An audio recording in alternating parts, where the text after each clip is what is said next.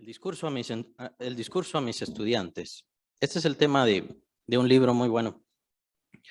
De Charles Spurgeon se llama, pero es Carlos, ¿no? O sea, Carlos Spurgeon es en nuestro guatemalteco coloquial. Y este hombre vivió hace algunos cuantos siglos y era bautista, por cierto. Muy bueno, un excelente predicador. Excelente predicador. De tal manera que llegó a pastorear una iglesia de 6,000 personas y llegó a establecer un instituto bíblico precisamente para educar predicadores debido a que mucha gente se le acercaba queriendo predicar como él, queriendo aprender su forma de predicar. Y entonces, entre todas sus lecciones y entre toda su enseñanza, él saca este libro muy bueno y muy recomendable.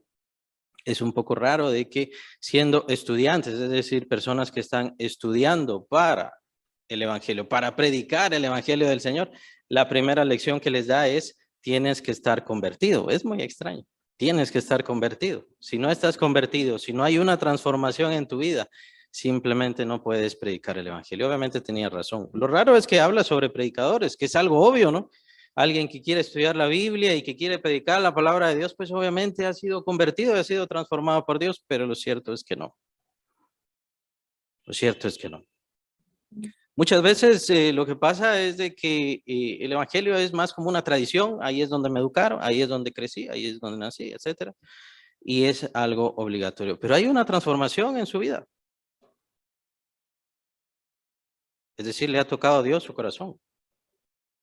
Eso es lo que habla Charles Spurgeon y sobre ese libro al principio. Y me llama la atención precisamente sobre este pasaje, capítulo 10 de Mateo, que es el que empezamos a leer. Lo vamos a leer, a ver todo. No, no ahora, por supuesto, pero lo vamos a ver todo. Y es que este es el discurso de sus estudiantes de nuestro Señor Jesucristo. Capítulo 10 de Mateo. Como es costumbre de Mateo, no sé si por ser publicano, es decir, por ser recaudador de impuestos, era muy costumbre de él el reunir las cosas, el agruparlas para ponerlas de forma más sencilla. Y lo que hace Mateo es reunir todos estos discursos del Señor, todos estos mensajes del Señor específicamente a sus discípulos, para hacer todo este gran discurso, el capítulo 10 de Mateo, el cual tenemos que ver ahora. Por cierto, con lo cual terminaremos después del capítulo con la muerte de Juan el Bautista y el desenlace de su vida. Muy apropiado. Precisamente así terminan los evangelios. El evangelio de Lucas y el evangelio de Marcos terminan con la muerte de Juan el Bautista. Es muy apropiado ya que Juan el Bautista, en la vida de nuestro Señor Jesucristo, en su carne, es decir, él era, Juan el Bautista, uno de los siervos contemporáneos del Señor Jesucristo. Así que es muy interesante ver el trato del Señor Jesús sobre su siervo. Lo que vemos con los discípulos es que eran discípulos. Ese es el trato que vemos en el tiempo del Señor en su vida. Pero lo que vemos con Juan el Bautista es cómo trata a un siervo. Y eso es muy interesante. Pero vamos a entrar capítulo 10 de Mateo. Básicamente todos los evangelios son iguales. Dicen lo mismo. Dice, entonces llamando a sus 12 discípulos. Es versículo 1 del capítulo 10. Llamando a sus 12 discípulos, les dio autoridad sobre los espíritus inmundos para que los echasen fuera y para sanar toda enfermedad y toda dolencia. Después empieza el listado de los 12, ¿verdad? Ya lo conocemos, cómo fueron elegidos por nuestro Señor Jesucristo. Se dedica a orar bastante, y entonces es el Padre. En esa comunión con el Padre que son señalados Pedro, Jacobo, Juan, Andrés. Lo que sabemos por los mismos apóstoles y evangelistas es de que estos desde antes ya estaban siguiendo al Señor, oyendo al Señor, obedeciendo al Señor. Tenemos el testimonio de Juan, el apóstol Juan, cuando dice, ellos eran, junto con Andrés, ellos eran discípulos de Juan el Bautista. Juan el Bautista es quien señala al Señor Jesucristo, y lo más seguro es que Juan es uno, y es tan importante eso porque él, siendo discípulo de Juan el Bautista, estaba con Juan el Bautista cuando nuestro Señor Jesucristo fue bautizado. Y es entonces cuando se manifiesta toda la Trinidad en el bautismo de nuestro Señor, que es algo maravilloso. Toda la Trinidad, el Padre hablando, el Espíritu bajando sobre nuestro Señor en forma de paloma, y por supuesto el Hijo de Dios ahí en carne propia, siendo señalado como el Salvador del mundo. Ese evento maravilloso lo vio Juan y Andrés, sus discípulos. Eso lo sabemos por testimonio propio de Juan. ¿Cuándo es Juan el Bautista quien señala al Señor Jesús? Este es el Cordero de Dios que quita el pecado del mundo. Es entonces cuando Juan y Andrés se apartan de Juan el Bautista y empiezan a seguir al Señor. Ellos entonces empiezan a hablarle a su hermano. Hemos visto al Mesías, ahora sabemos quién es el Mesías, es Jesús, ahora le seguimos. Y entonces empiezan todos a seguir. Es después, ya con su ministerio, saliendo de Jerusalén, saliendo de Nazaret y estando en Betania, ¿verdad? Donde fue lo principal de su ministerio, es entonces en donde viene este evento, la elección de los 12. La elección de los 12. Pero me llama la atención mucho el primer versículo. Nuevamente lo voy a leer. Entonces, llamando a sus 12 discípulos, les dio autoridad sobre los espíritus inmundos para que los echasen fuera y para sanar toda enfermedad y toda dolencia. Básicamente todos los evangelios son iguales. Algunos señalan poder y otros señalan las dos cosas, poder y autoridad. Estas palabras son muy bellas, son muy hermosas, muy interesantes. La palabra poder que menciona Lucas capítulo 9, versículo 1, la palabra poder viene a desarrollarse en nuestra lengua la palabra dinamita. Viene de la palabra griega dunamin. Dunamin después se convierte en dinamita. Dinamita en realidad nosotros sabemos que es un explosivo, pero en realidad significa poder. Viene de la palabra griega dunamin que significa poder y autoridad.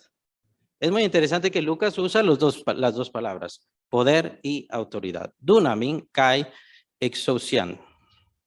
Exousia o exousias también es, como lo mencionan los diccionarios, exousia es la palabra autoridad. Es una palabra muy bella. Exousia. Dunamin, kai, exousian. Eso es lo que el Señor entregó.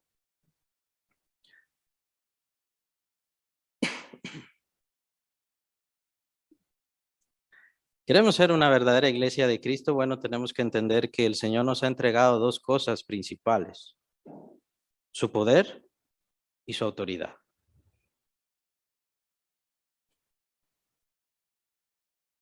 Y esto vino a consecuencia del reino de nuestro Señor Jesucristo venir sobre la tierra gracias a que Él vino sobre esta tierra.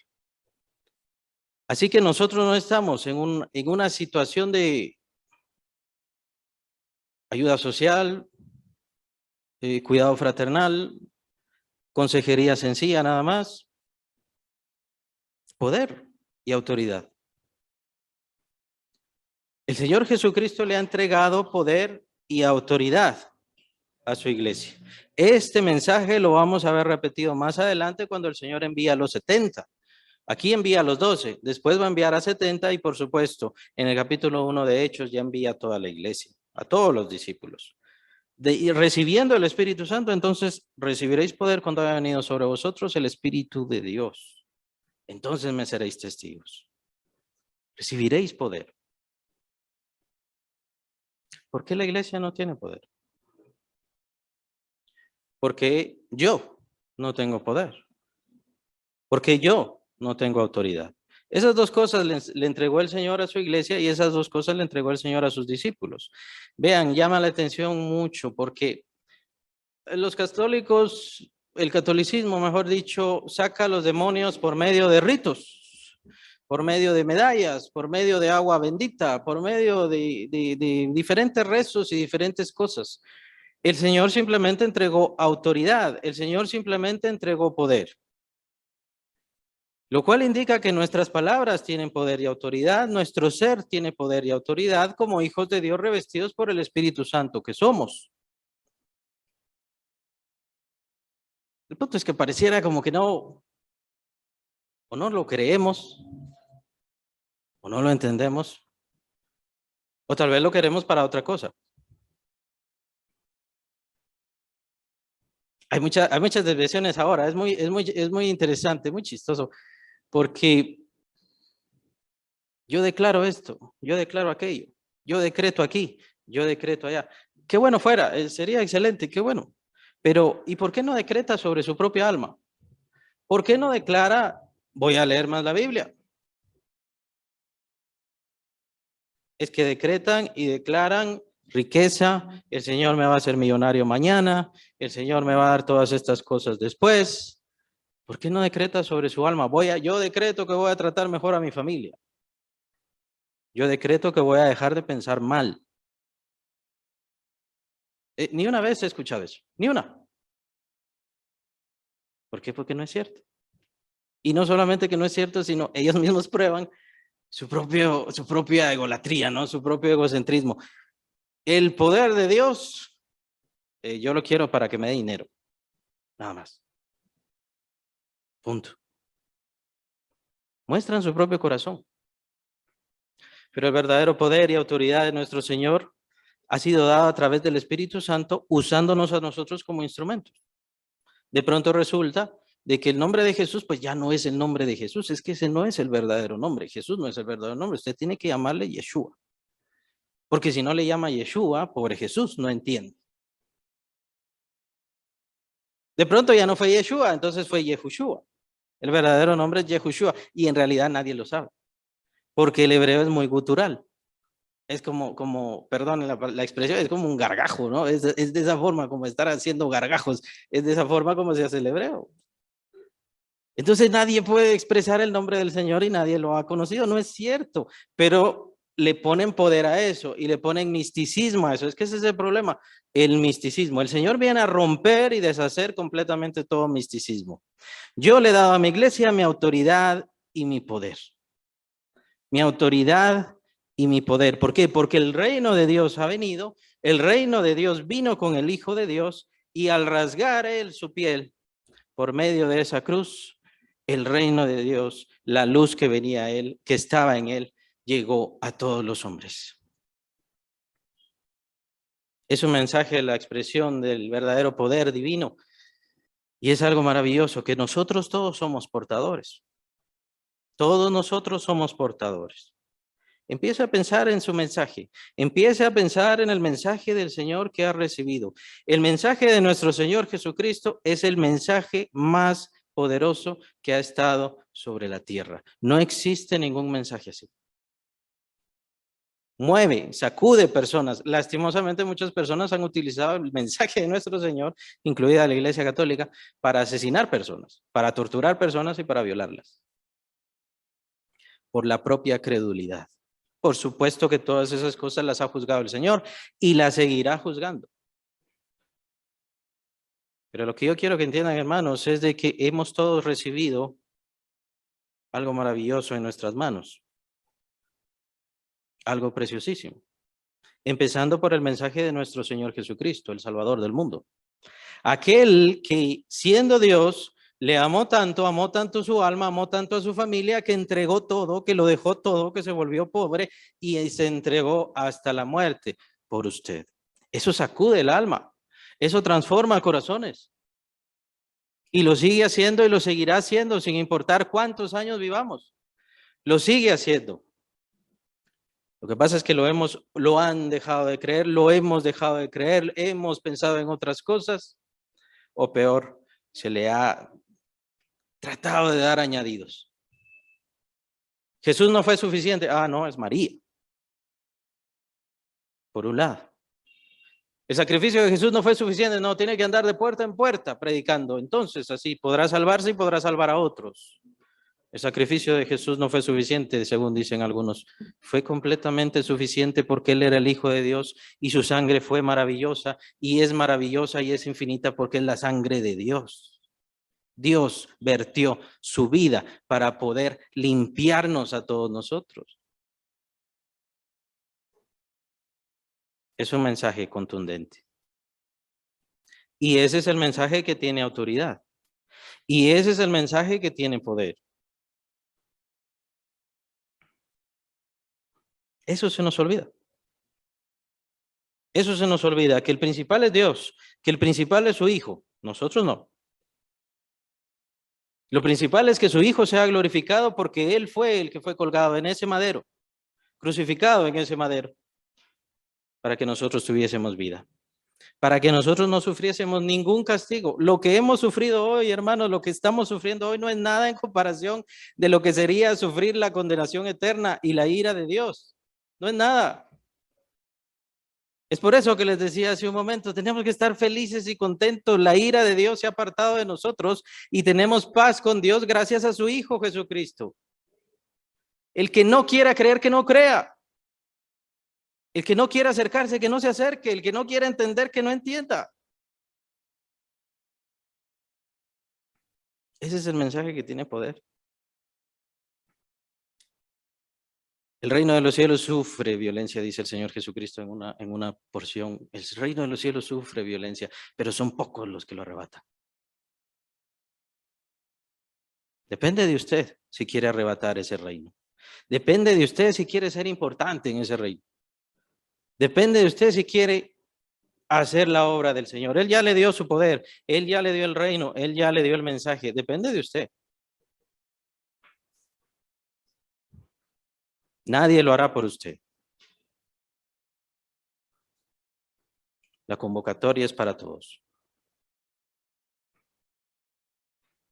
¿Por qué no hay poder? ¿Por qué no hay autoridad? Bueno, es también bastante, es bastante gracioso porque los teólogos empiezan a jugar con todas estas cosas de, es que eso fue en los tiempos de los apóstoles, es que eso fue en los tiempos de Jesús, y por supuesto que el Señor Jesucristo era el Señor Jesucristo. El Señor Jesucristo veía ahí un paralítico o alguien que no tenía pierna, mejor dicho, y le decía que crezca tu pierna, y la pierna le crecía. Por su nombre, por su poder, por su palabra, por supuesto, porque era el Hijo de Dios. El señalado es Él. Pero eso no quiere decir que la iglesia ha perdido su poder, y eso no quiere decir que ustedes han perdido el poder. Y tampoco necesitan pactar.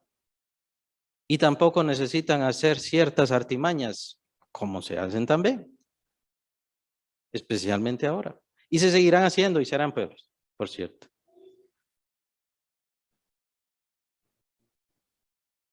No necesitamos hacer artimañas, no necesitamos hacer rezos, no necesitamos hacer repeticiones, simplemente necesitamos disponernos en las manos de Dios. Y el punto es, ¿por qué el Señor empieza así su mensaje? El discurso a sus estudiantes. ¿Por qué empieza así? Porque es que después vienen los problemas y los conflictos. Con problemas y conflictos. Les decía, ¿por qué la iglesia de hoy no tiene poder y por qué no tiene autoridad? Porque no quieren el resto del discurso. El resto del mensaje les disgusta, y como les disgusta, entonces no. Las persecuciones, las dificultades, los problemas, el desprecio.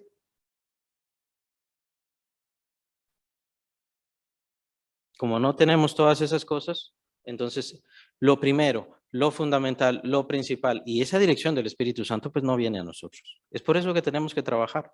Crea quien quiera creer, y el que no quiera creer, que no crea. Que venga o no venga, nosotros tenemos que trabajar, nosotros tenemos que seguir adelante, tenemos que hacer la obra y punto, y se acabó. Nada más. Y el Señor nos dará crecimiento, creo que sí. El Señor nos hará y nos llevará, creo que sí, por supuesto. Y será la gloria de Él.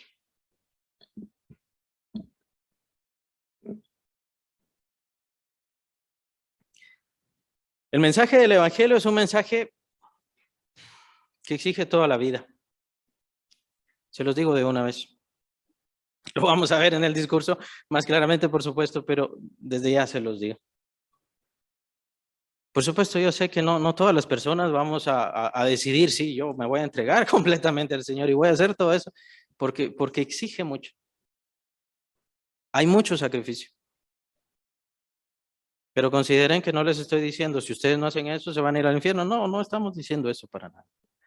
Estamos hablando del amor que tenemos al Señor Jesucristo.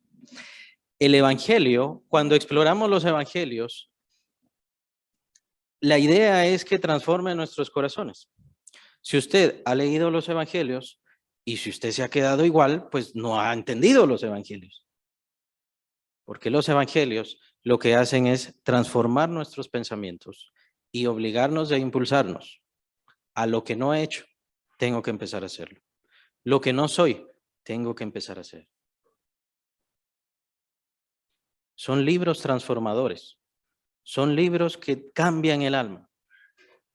Y el mayor cambio del alma en el creyente es convertirse en verdaderamente un discípulo de Cristo, verdaderamente discípulo de Cristo. Ya no oidor nada más. Ya no alguien que está ahí nada más en la iglesia y de vez en cuando. No. Rendirse a los pies del Señor por el mensaje de la verdad. Tenemos el listado de los 12 discípulos y luego entra la misión de los 12. Versículo 5. Mateo 10, por cierto, estamos en Mateo 10:5.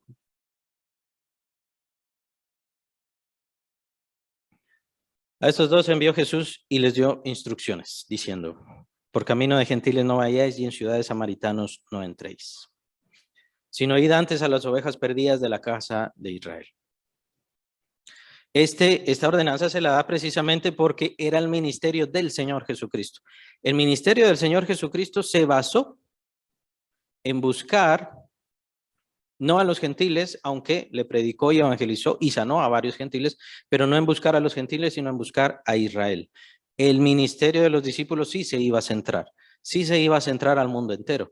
Este mensaje de ahora es porque el Señor les está compartiendo de su propio ministerio. Versículo 7, y yendo, predicad diciendo, el reino de los cielos se ha acercado.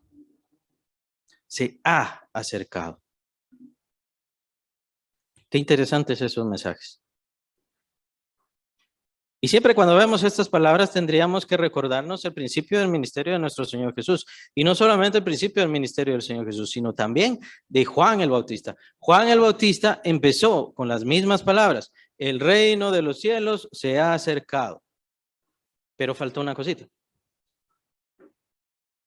Arrepentidos. Aquí no está arrepentidos. Arrepentidos. El Señor Jesús predicó al principio arrepentidos porque el reino de los cielos se ha acercado a vosotros. Y Juan el Bautista predicó lo mismo. Aquí el Señor no es que está cambiando el arrepentimiento. De hecho, en Marcos se nos revela el arrepentimiento, que la gente venía, se acercaba y se arrepentía. Veían los milagros que eran realizados por los apóstoles y ellos mismos se arrepentían. Aunque en el mensaje no estuviera el arrepentimiento. Pero yo les pregunto, a donde ustedes van y en donde ustedes están, ¿creen que ahí está el reino de Dios? ¿Creen que el reino de Dios se ha acercado a ese lugar? ¿Se ha acercado a esas personas? ¿Quiere alcanzar a esas personas? Y estoy hablando de dónde van. Ahí sí me voy a cortar el pelo. Sí, ahí está. Donde usted está, ahí está el reino de Dios. Y si me voy a McDonald's, también, ahí está. Creo que el problema es nuestra convicción, ¿no? Que fue la misma situación la misma situación con lo de la pandemia. Nos sacaron de las iglesias y como que nos sacaron del reino de Dios. Y estaban muchos de que, bueno, ya no necesito más la iglesia, ¿no? Pero el reino de Dios está donde usted está, en cualquier instante en donde usted está, ahí está el reino de Dios. Considere a dónde va, considere lo que está haciendo, considere en dónde está poniendo sus pies, qué es lo que está tocando. Ahí está el reino de Dios. Es esa convicción y esa concepción como que el reino de Dios es aquí en estas cuatro paredes y cuando yo ya me voy a mi casa, entonces el reino de Dios se quedó acá. O el reino de Dios lo necesito para hacer algún trabajo, para hacer algún negocio, pero ya cuando me voy a divertir, ahí no necesito el reino de Dios. Consideremos que donde vayamos, en donde estemos y lo que hagamos, estamos anunciando el evangelio constantemente. Somos heraldos de Dios constantemente, sin importar en dónde estemos ni qué estemos haciendo. Y cuando nosotros llegamos a un lugar, cuando nosotros llegamos a una casa, cuando estamos con alguna persona, ahí está el reino de Dios cerca de esa persona. Cerca. El reino de Dios es espiritual y está dentro de nosotros y nosotros lo podemos ver, dice el Señor. Todavía un poco el mundo no me verá, pero ustedes me van a ver, porque yo vivo, vosotros viviréis y me veréis. Me van a ver. Y nosotros sabemos que nuestro Señor está alrededor constantemente, en todo momento, en cada instante, conociendo y entendiendo todas nuestras actitudes. El punto es que está viendo qué hacemos. Así que este lugar, este recinto tiene que ser un recinto sacrosanto. No podemos aquí venir a hacer una celebración del Día de la Madre, por ejemplo, o algo así. Sí lo podemos hacer. Siempre con la visión de qué es lo que queremos.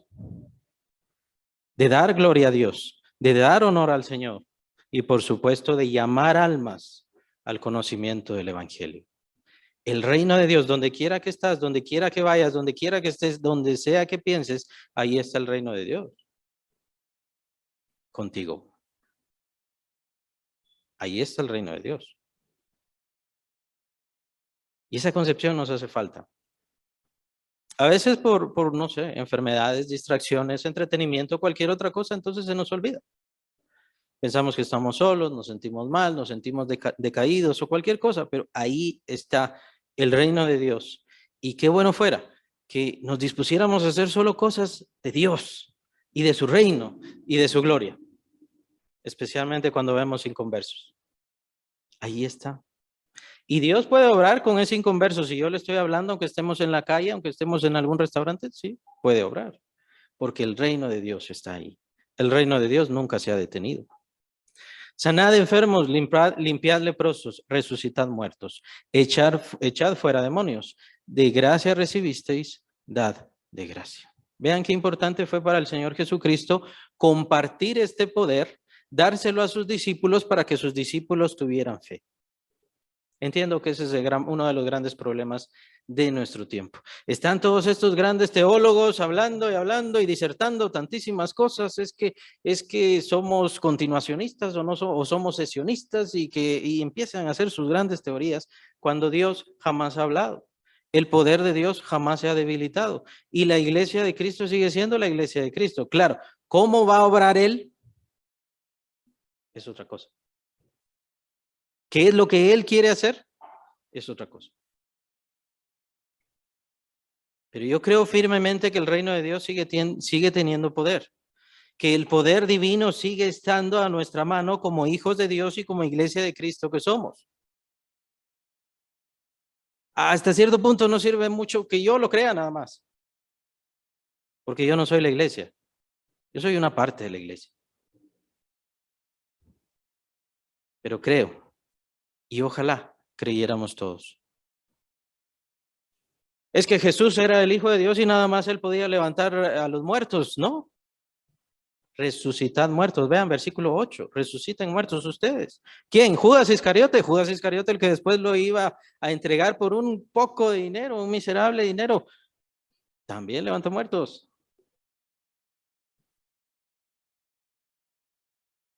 Es que el problema no es Judas Iscariote y el problema no es Pedro y es que es Juan, cómo amaba a Dios. Es que el problema no es eso, es que el asunto es que el reino de Dios está lleno de poder y de autoridad de Dios. Y no necesitamos medallas y no necesitamos agua bendita y no necesitamos ninguna de todas esas cosas, que por cierto son paganismo. No necesitamos ninguna de esas cosas para manifestar el poder de Dios. Lo que pasa es que si pusiéramos en nuestras vidas el centro, el reino de Dios, nuestras vidas cambiarían. Si el principio elemental de la razón por la cual nos levantamos todos los días sería alabar y glorificar al Señor, exaltarle, poner el nombre del Señor por sobre todas las cosas, aquel que fue sacrificado por nosotros, libremente. Nuestras vidas cambiarían y no solamente nuestras vidas cambiarían las de otros. Pero nos centramos en estas cosas que por supuesto el diablo quiere que nos centremos, en las cosas tristes, en las cosas que no tengo dinero, en las cosas que me va mal, es que la economía está mal. Sí, la economía está mal e irá peor, muchísimo peor. ¿Y el clima está mal? Sí, irá peor y muchísimo peor, se los garantizo. No hay nada para rescatar esto. Está profetizado en las Escrituras que nuevamente el Señor destruirá la tierra, estos cielos y esta tierra, no con agua, con fuego.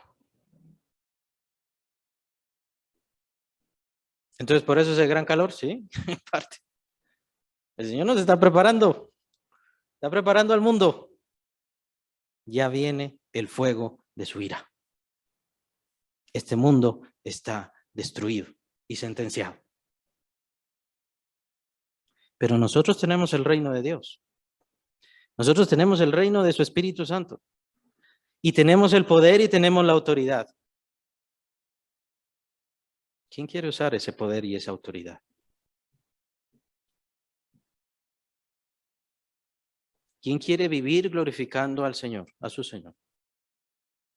Por supuesto, todos me dirán que sí. Lo que pasa es que ese es el problema del discurso. Tiene un precio. Hay que entregar. Hay que rendirse. Hay que hacer. Y hay que dejar de ser. Tengo que dejar de ser lo que soy y convertirme en lo que es Cristo en mí. Estoy dando los resúmenes y el sentido del mensaje porque lo vamos a seguir viendo. ¿Es el reino de Dios más grande que mi vida? Que lo que deseo. Y con esto no les estoy diciendo tienen que negarse y dejar de hacer, de que tienen que dejar de estudiar o tener una casa o lo que sea. No estoy diciendo eso. No estoy diciendo eso. Estoy diciendo que en primer lugar está el reino de Dios por sobre todas las cosas. Es que ¿por qué yo no cambio si leo la Biblia? Es que no pone en primer lugar el reino de Dios. Es que no se dispone como discípulo de Cristo. El primer pensamiento del Señor Jesucristo, y por cierto el último, era glorificar al Padre por sobre todas las cosas. Cada vez que se levantaba era glorificar al Padre. ¿Cómo hacer más para Dios? ¿Cómo dar más a Dios? ¿Cómo bendecir más a los demás? Precisamente para que conozcan a Dios a través de Él. Y así es como tenemos que ser. Para hacer eso, tengo que dejar de ser lo que soy. Tengo que dejar de pensar como pienso hoy.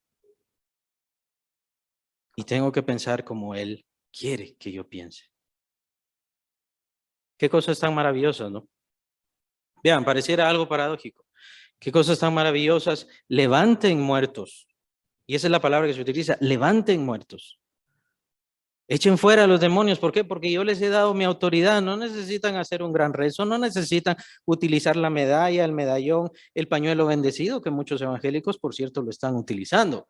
El pañuelo bendecido, el aceite bendecido también lo están utilizando. Y también ya hay veladoras de los profetas de hoy que están bendecidas.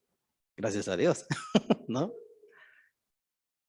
Es que lo que necesitamos es la autoridad de Cristo, que ya nos ha dado, pero nosotros tenemos, en primer lugar, que creerla, en primer lugar, que vivirla y, por supuesto, caminar. Una iglesia que no camina es una iglesia que no va a crecer y no va a desarrollarse jamás. ¿Qué quiero decir con caminar? Trabajar. Sí, pero no vinieron, no importa, no creyó nadie, no importa. Solo tenemos que trabajar. Y ya. El Señor va a hacer la obra, es el Señor quien va a decidir. Nuestra misión es seguir, hacer las cosas. Les decía, lo paradójico de todo esto es porque es algo glorioso, el reino de Dios está ahí, el poder de Dios está ahí, la autoridad de Dios está ahí. Pero tengan cuidado porque vienen persecuciones. Este gran poder, esta gran autoridad, no los va a librar de las persecuciones, no los va a librar de la pérdida, no los va a librar del dolor. Todo lo contrario, más dolor vendrá. Y es ahí donde se prueba el verdadero discípulo de Cristo. Es ahí donde se prueba. Ha de ser bonito y maravilloso decirle a un enfermo, el enfermo levántate, ya se te quitó la enfermedad y que la enfermedad se vaya. Ha de ser maravilloso. Pero no es eso lo que Dios busca.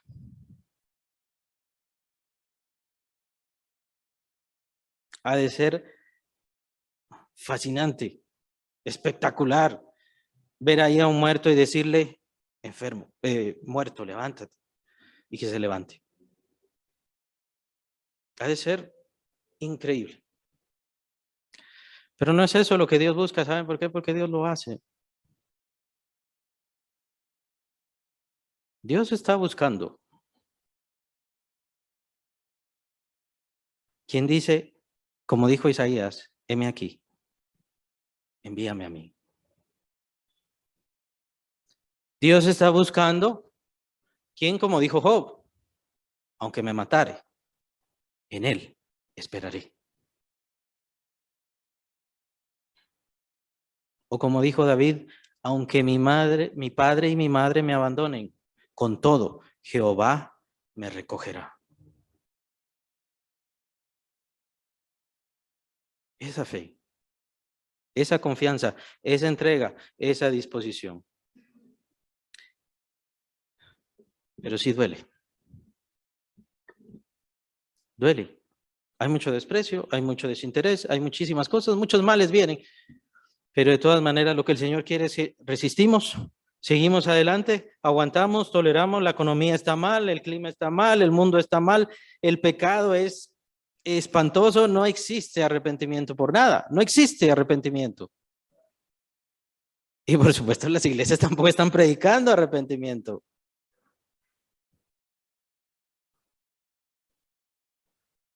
Todo está mal e irá peor.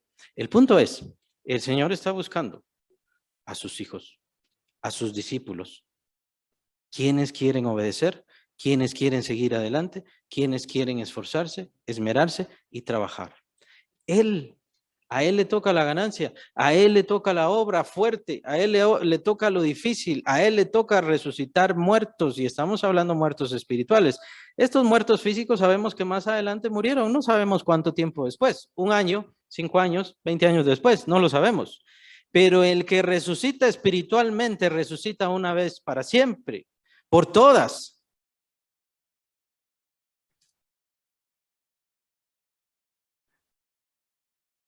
Y ese es un milagro que el Señor todavía lo sigue haciendo y lo quiere hacer, y lo quiere hacer con toda su familia, créamelo.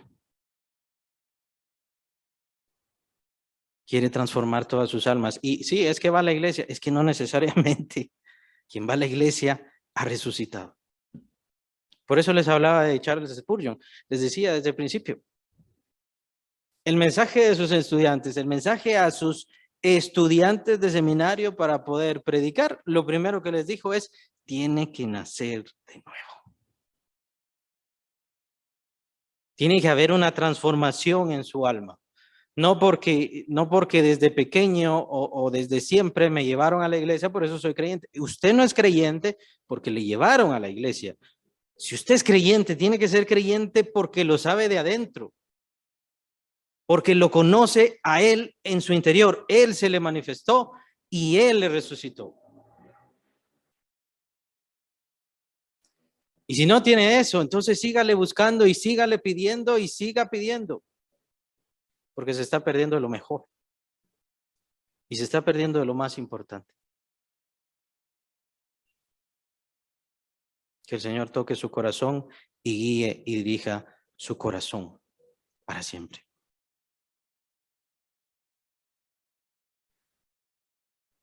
El evangelio que nosotros predicamos debe ser un evangelio de poder, de potencia, de autoridad y de excelencia.